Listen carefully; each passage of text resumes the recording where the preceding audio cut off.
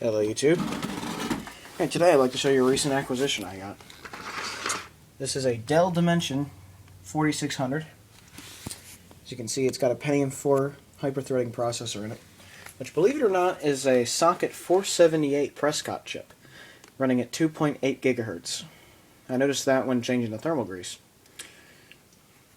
But I got this for free from building a for the computer build you saw on the previous video. This is the computer they had before the one I built them, and they definitely needed a new computer. She did anyway. This thing had a dead DVD drive in it when I got it, so I replaced it with this Pioneer one here. After so many dead Samsung DVD drives I've seen in Dells and other computers of times past, I just will not buy a Samsung optical drive, ever. However, the one below it is working perfectly. Their CD drives are good, but their DVD drives are bad. So I put this slot-loading Pioneer up here, which does work, luckily. This thing had a 60 gigabyte hard drive in it, which was IDE.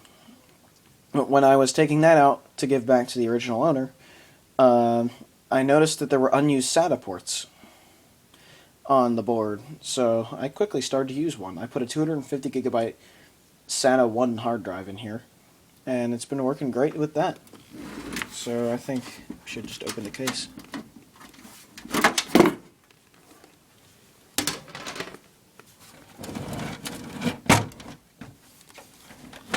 Okay. There's the inside of the case here. As you can see, I've put the Sapphire Radeon HD 4650 in here, into the AGP slot that it has.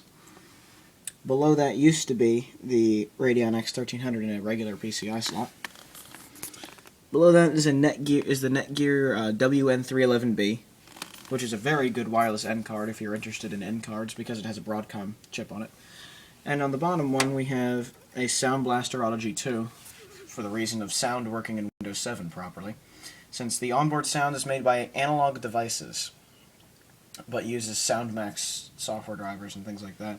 And the nice thing about this Auto G2 is it was actually a Dell OEM card, so I can plug the front panel audio into the card there, which is very, very nice. And as an even added bonus to that, the Auto G2 has FireWire on the back, so now I have FireWire in this system if I ever need it, which I probably never will. And if you saw the unboxing of the Sapphire, you see I have the PCIe power connector converter hooked up to a spare Molex connector. And if any of you guys are worried about the power usage of this card, the power usage of this card is about 48 to 64 watts at full load, and it idles at around 15. So they tell you need like a 400 watt power supply. You don't. You just don't, because at most one of these Prescott chips is going to use probably 125 watts. So you have 125 watts, you have a little bit of watts here and there for the PCI slots and the hard drives and stuff. But you have a lot of leftover wattage for things like graphics cards. So AGP itself is supposed to provide 75 watts of power. So I don't even know why they chose to use a separate power connector for this card. It doesn't make much sense, but nonetheless, I guess it takes a little bit of a load off the motherboard. Which is a good thing in this case, because I actually want the graphics card to be stable and to not blow capacitors on the board. This board has 4 RAM slots. 2 are occupied at the moment. One by a 1 gig stick, one by a 128 stick. That 128 stick's probably going to come out at some point, though. In fact, I might as well just take it out now, because it's not going to make it any faster. Because this 128 stick is actually slower than the other RAM. This 128 stick is actually PC2100U instead of the PC3200 that's in that one other slot. So currently it has 1 gig of RAM in it.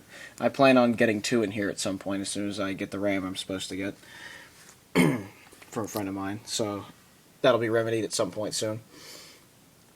The thing has a 250 watt power supply, I believe.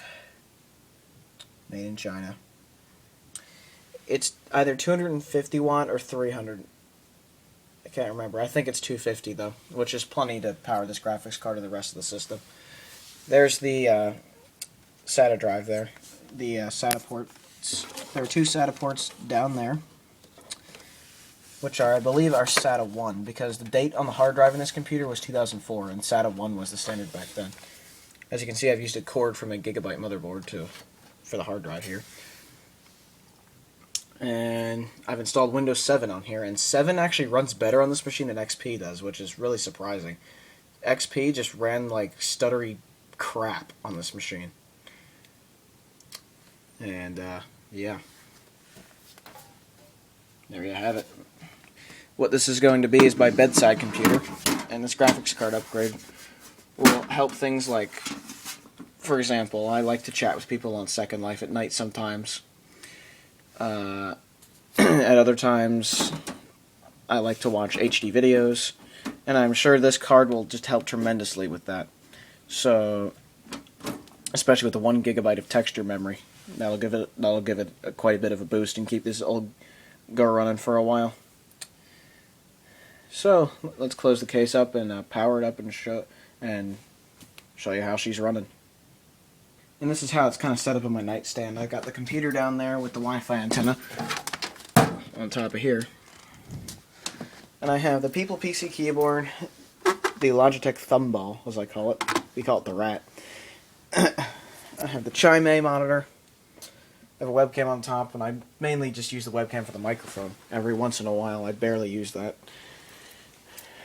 But let's take a look at how this thing runs.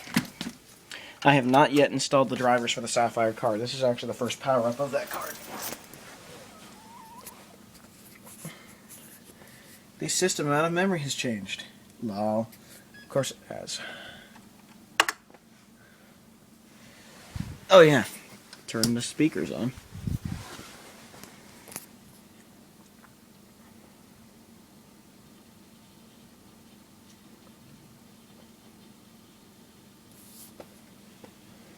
Probably turn the monitor brightness up a little bit too.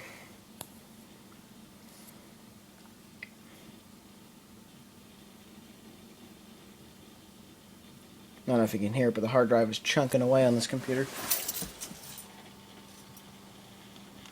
It's a loud old Western Digital.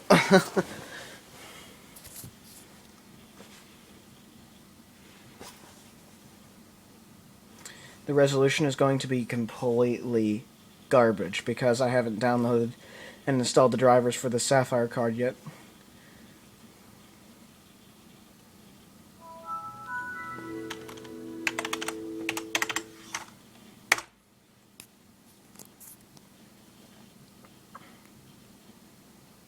There it goes. And the resolution sucks because I haven't downloaded any driver things yet. As you can see, I've changed Windows 7 to look more like Windows is supposed to look. Start button, nothing pinned to the bar, everything kind of the way it's supposed to be. So I'll go ahead and download the Sapphire drivers, get those installed, and then come back. Okay, I ended up using the drivers from the CD instead because the ones I downloaded probably weren't the right ones.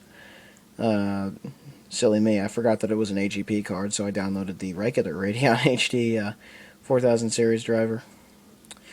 So I used the one from the CD, which appears to work just fine without blue screening or anything. So I am running the Windows Experience Index on it, and we'll run 3D Mark 06 as well. Okay, it finished. This computer overall scores at 3.7, the processor being the bottleneck, but that's because it is a 2.8 gigahertz Prescott 478 chip. Socket 478 chip. The memory is DDR400 with CL3, and that gets a 4.4. The graphics actually jumped to a 5.1, whereas before they were pretty abysmal. Gaming graphics is 6.4 now, which is really good compared to what it was. It was at 3.2 earlier, I believe. Hard disk is 5.4 because it's SATA 1, most likely, but there you have it. So let's run 3D Mark.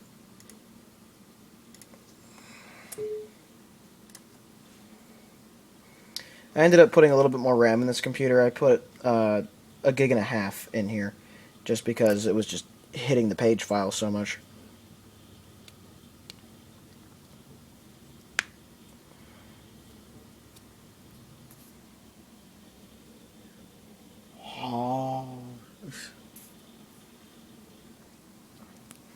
Okay, so there's your graphics card, there's the processor, there's the RAM, the amount of RAM, and there's the operating system. Windows 7 32-bit.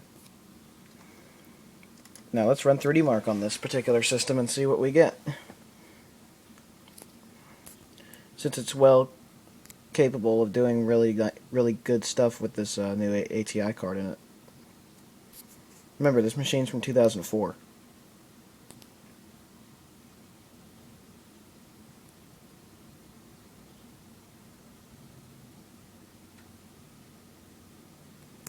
That's actually really smooth, about 30 frames.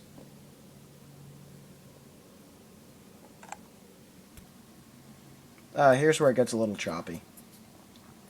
But that's a hell of a lot better than it was, I'll tell you that. Things look excellent on here. About 10 frames per second. Back to 26. 10, 8.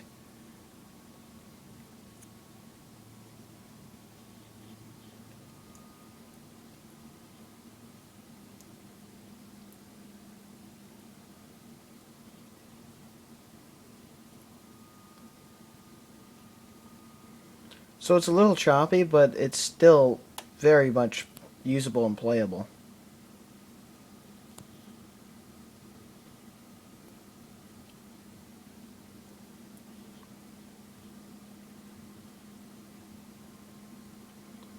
Yeah, the lighting is where it kind of falls short there. You can see how choppy it is compared to some of the other cards I have. But that's one hell of an upgrade, I gotta say.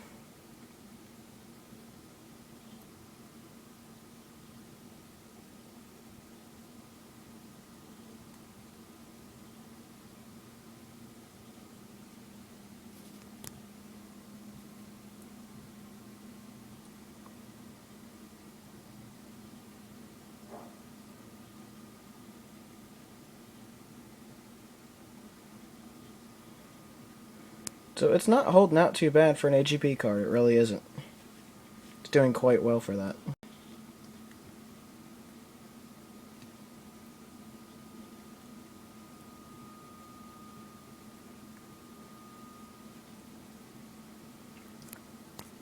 And here's the Firefly Forest test.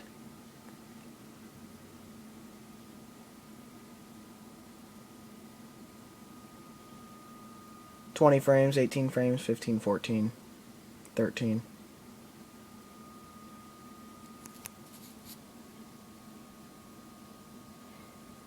"9 frames, just about.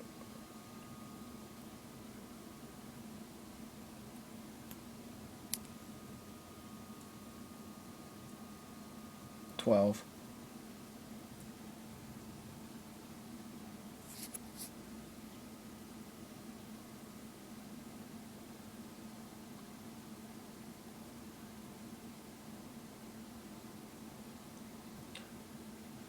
Still pretty smooth. It really is.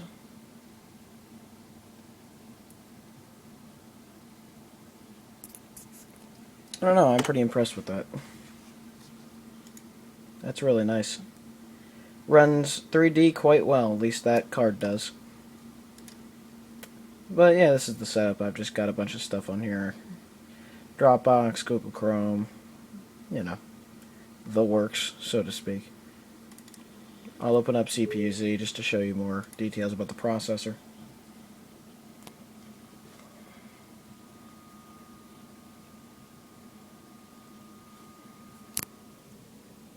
Intel Pentium 4. It's a Prescott chip. And it's a socket 478 processor that's 90 nanometer technology. So it runs a little hot. It's got MMX and SSE3 on it. And the core speed. Yeah.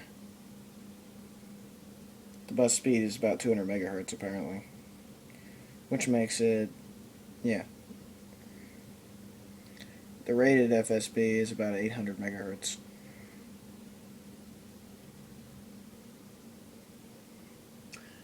There you have it. This is the Dell Dimension 4600 with that Radeon HD 4650 in it. It was a very, very welcome upgrade. And I'm pretty impressed with how much better it is than that X1300. It beats the X1300 out of the water.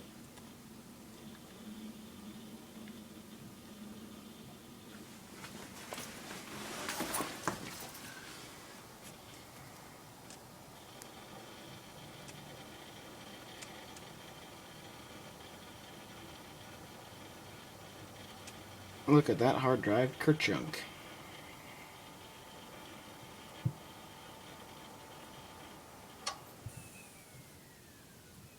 Have a good one, everybody. Ciao.